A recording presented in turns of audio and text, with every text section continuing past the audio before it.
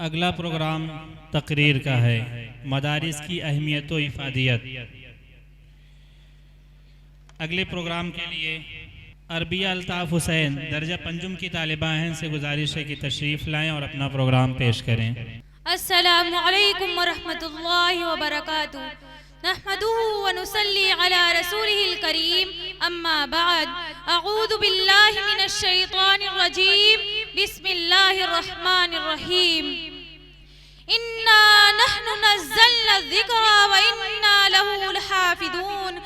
گرامی قدر صدر جلسہ، معزز اساتذہ اکرام، مکرم مہمان اعظام، بزرگوں اور دوستوں اور عزیز ساتھیوں، مدارس و مکاتب کی اہمیت سے کون ناواقف ہے، مگر بار بار اس کا تذکرہ بھی ضروری ہے تاکہ سمجھنے والے اور سمجھ لیں، شک و تذبذب میں مطلع ہونے والے شاہراہ پر گامزن ہو جائیں، اور مدارس و مکاتب کی اہمیت و افادیت کی انکار کرنے والوں پر یہ حقیقت آشکارا ہو جائے کہ اندھیری رات میں چاند اور ستاروں کی اہمیت و افادیت کی انکار کرنے والے بدعقلی اور بدباطنی کا ثبوت دیتے ہیں۔ ان کے اس انکار سے چاند اور ستاروں کی روشنی میں دم نہیں پڑ جاتی، اور نہ ہی عقل و شعور والے اس فکر و نظریہ کو تسلیم کرتے ہیں کہ چاند کی چاندنی سے کوئی فائدہ نہیں، ستاروں کی روشنی سے کچھ نفع نہیں۔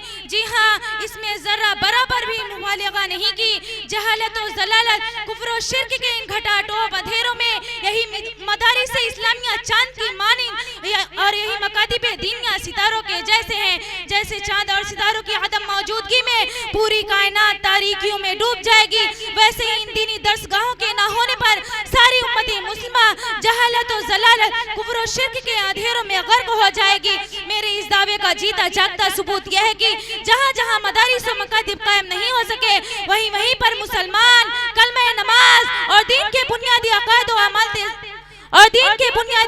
و اعمال تک سے بے خبر ہیں۔ مدارس و مکاتب کی اہمیت و افادیت سمجھنے کے مدارس و مکاتب کی اہمیت و افادیت کے بعد مدارس و مکاتب کی اہمیت و افادیت کے انکار کرنے والوں کے لیے اتنی ہی دلیل کافی ہے کہ آنکھ والوں دیکھو، عقل والوں سوچو، دل رکھنے والوں تڑپو، اسلام کا درد رکھنے والوں خون کے آنسو بہاؤ کہ جہاں جہاں دینی درسگاہیں نہیں ہیں، وہاں پر ایک خاندانی اور روایتی مسلمان ہو کر بھی کافرانہ اور مشرکانہ زندگی گزار رہا ہے۔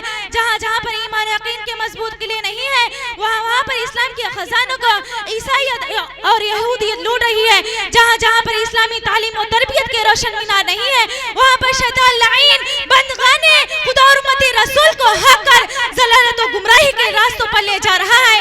یاد رکھیے، جہالت و ضلالت کی اس صورتحال پر قابو پانے کا کوئی دوسرا یا تیسرا طریقہ ہے ہی نہیں۔ اس کا تو صرف اور صرف ایک ہی راستہ ہے کہ زیادہ سے زیادہ دینی تعلیم و تربیت کا انتظام کرنا۔ اس مقصد کے لیے مدارس و مکاتب قائم کیے اور چلائے جاتے ہیں۔ مکاتب جہاں ننھے منھے معصوم بچوں کو کلمہ سکھایا جاتا ہے، مسنون دعائیں سکھائی جاتی ہیں، قرآن عظیم کی تعلیم دی جاتی ہے، اسلامی عقائد و اعمال سے باخبر کیا جاتا ہے، یعنی جہاں ان کے دلوں کو ایمان و یقین کے نور سے جگمگایا جاتا ہے، جامع توحید اور پیمانہ رسالت سے مغمور کرایا جاتا ہے، اللہ کی کبریائی اور رسول کی عظمت ان کے قلوب میں بٹھائی جاتی ہے، اسلامی افکار و خیالات کا خاتمہ ہو جائے گا۔ اللہ کی کبریائی اور رسول کی عظمت ان کے قلوب میں بٹھائی جاتی ہے، اسلامی افکار و نظریات کا حامل بنایا جاتا ہے، ذوق یقین اور جذبہ عمل پیدا کیا جاتا ہے، یعنی سچا پکا مسلمان بنایا جاتا ہے۔ مکتبوں کی اس روشن کارکردگی پر اگر شک ہے تو اندازہ کیجئے اور سمجھئے کہ جو انہی مکتبوں میں داخل نہیں ہو سکے، وہ بڑی بڑی ڈگریاں لے کر بڑے بڑے کالجوں اور یونیورسٹیوں میں پڑھ کر اونچی اونچی تعلیمات حاصل کر کے خطرات میں پڑ گئے۔ بڑے ڈاکٹر صاحب عیسائیت کا ترانہ گا رہے ہیں، کہیں کوئی لیڈر صاحب اسلامی قوانین و ضوابط پر اعتراض کرتے دکھائی دے رہے ہیں۔ یہ تھی مدارس و مکاتب کی اہمیت و افادیت کی چند جھلکیاں۔ اب آئیے مدارس پر مدارس کی اہمیت و افادیت سماعت کرنے سے پہلے ایک پس منظر کی طرف لوٹنا ضروری ہے۔ وہ یہ ہے کہ یہودیوں اور عیسائیوں نے جب علوم دینیہ کی طرف سے غفلت کی اور ان کی حفاظت سے منہ موڑا تو ڈاکوؤں نے اسے لوٹا، رہزنوں نے اس پر قبضہ کیا. اللہ کی دو بڑی کتابوں توریت اور انجیل کے پرستاروں نے خوب منمانیاں کی. کہیں آیتیں اور صورتوں کو بدل ڈالا, کہیں ان کا معنی و مفہوم بدل ڈالا, مگر نہیں, دین محمدی کی حفاظت کے ذمہ داری خود اللہ نے لے رکھی ہے کہ انا نحن نزلنا الذکر و انا لہ لحافظون, یعنی قرآن کو ہم نے ہی اتارا ہے اور ہم ہی اس کی حفاظت کریں گے. لیکن ہر دور میں نئے فتنے اٹھتے رہے, طرح طرح کی تحریکیں سر اٹھاتی رہیں, مگر علماء ربانی نے باطل کے کارستانیوں کو ناکام بنا کر علوم قرآن و سنت کے بنیادوں کو مستحکم کیا.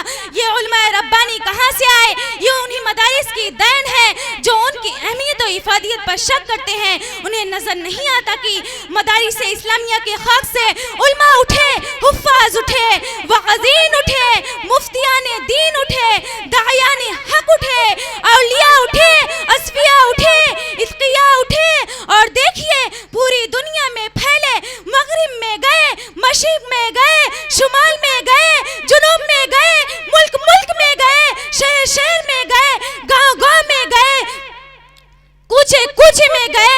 جن راہوں سے گزرے ان پر ہدایت کے پھول کھلے, جن خطوں میں ٹھہرے وہاں سے علم و عرفان کے چشمے پھوٹے. غرض یہ ہے کہ انہی مدارس سے نکلنے والے بوریا نشینوں اور فقیروں نے امت کے ایک ایک زخم اور مرہم رکھا, ملت کے ایک ایک مسئلے کا حل ڈھونڈا, ہر ہر موڑ پر, ہر ہر قدم پر قوم کی دستگیری اور رہنمائی فرمائی. علامہ اقبال نے اسی حقیقت کو تسلیم کرتے ہوئے فرمایا تھا, نہ پوچھ ان خرقہ پوشوں کو ارادت ہو تو دیکھ ان کو, نہ پوچھ ان خرقہ پوشوں کو ارادت ہو تو دیکھ ان کو, یدے بیزا لیے بیٹھے ہیں اپنی آستینوں میں.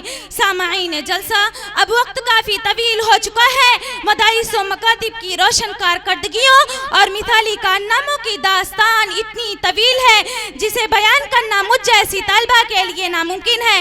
حاصل گفتگو یہ ہے کہ امت مسلمہ کو یہ جان لینا چاہیے اور خصوصاً ہندوستانی مسلمانوں کو اچھی طرح سمجھ لینا چاہیے.